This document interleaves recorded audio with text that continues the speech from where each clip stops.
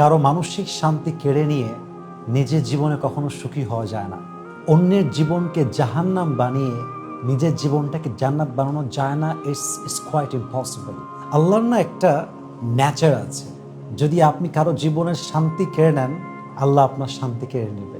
যদি আপনি কারো মনকে অকারণে ভেঙে দেন, আপনার মনটা কেউ না কেউ অন্যায়ভাবে ভেঙে চুরে চূর্ণ বিচূর্ণ করে দিবে।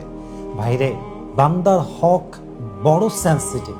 আপনি যে কোনো অন্যায় করেন, maybe it could be forgiven in your grave. কবরে যাওয়ার পরে আল্লাহর সঙ্গে রিলেটেড যত রাইটস আছে, যত হক আছে, এটা আপনি নষ্ট করলে আল্লাহ আপনাকে ক্ষমা করতেও পারেন, because it is in the hand of Allah সুবহানাহু ওয়া তাআলা। এটা আল্লাহর হাতে আছে। But if you destroy the rights of servant, যদি আপনি বান্দার হক নষ্ট করেন, এটা যে আপনার জন্য কবরে কত বড় আফসোসের কারণ হবে, you have no idea about it. কবরে যাওয়ার পরে যে কোনো গুনাহ মাফ হতে পারে, বাট আপনি যদি কোনো বান্দার হক নষ্ট করেন, কারো জীবনকে অশান্ত বানায় দেন, কারো জীবনকে জাহান্নাম বানিয়ে দেন, কারো জীবনের খুশি কেড়ে নেন, কসম আল্লাহে, আল্লাহর কসম করে বলছি, যতক্ষণ পর্যন্ত সেই বান্দা আপনাকে মাফ না করবে, ক্ষমা না করবে, আপনার এই গুনাহ কখনো ক্ষমা হবে না। সো প্লিজ, কখনো কারো মনের শান্তি কাড়বেন না, কখনো কারো মন ভাঙতে যাবেন না, কখনো কারোর সঙ্গে বিশ্বাস নিয়ে খেলবেন না। আল্লামা ইকবাল রহমতুল্লাহি আলাইহি খুব সুন্দর করে লিখেছেন, किसी की दिल तोड़ के कभी कोई खुशी से जी नहीं सकता, किसी की खुशी छीन के कोई कभी भी सुकून से जी नहीं सकता। अल्लाह महलत देता है मगर छोड़ता नहीं, अल्लाह महलत देता है मगर छोड़ता नहीं, और जब पकड़ में लेता है तो आजाब के बगैर कभी उसको छोड़ता नहीं। উনি বলেন যে কারো মন ভেঙে দিয়ে কেউ কখনো তার নিজের মনের শান্তি খুঁজে পায় না, কখনো কারো খুশি কেড়ে নিয়ে সে তার নিজের জীবনে খুশি হতে পারে না।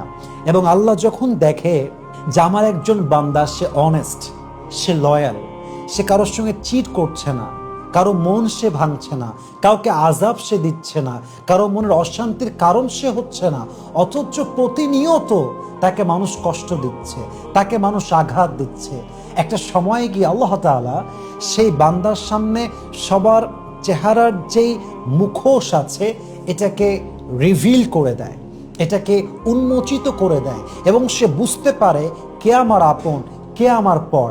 এবং আল্লাহ যখন বিশ্বাসঘাতককে আযাব দেয়, আল্লাহ যখন আযাবে নিয়ে আসে, আল্লাহ তখন কাউকে আর ছাড় দেয় না।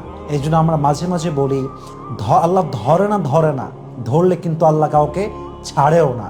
এই জন্য মেহেরবানি করে যদি পারেন মানুষের মনের শান্তির কারণ হবেন, যদি পারেন কারো জীবনে শান্তির কারণ হয়ে আগমন করবেন, কারো জীবন নিয়ে খেলবেন না, কারো বিশ্বাস নিয়ে খেলবেন না, কারো ভরসাকে ইস্যু করে ব্যবসা করতে যাবেন না। মাথায় রাখবেন, কেউ না দেখলেও আল্লাহ আপনাকে দেখছেন। মাজলুমের দোয়া এবং আল্লাহর যে আরশ আছে, এর মাঝে কোনো দেওয়াল নাই। মাজলুমের দোয়া একদম সোজা আল্লাহর আরশে আজিমে গিয়ে নক করে। এই দোয়াটা কখনো খালি হাতে ফিরে আসে না। এই জন্য this is the message for everyone, and I am being very humble about it.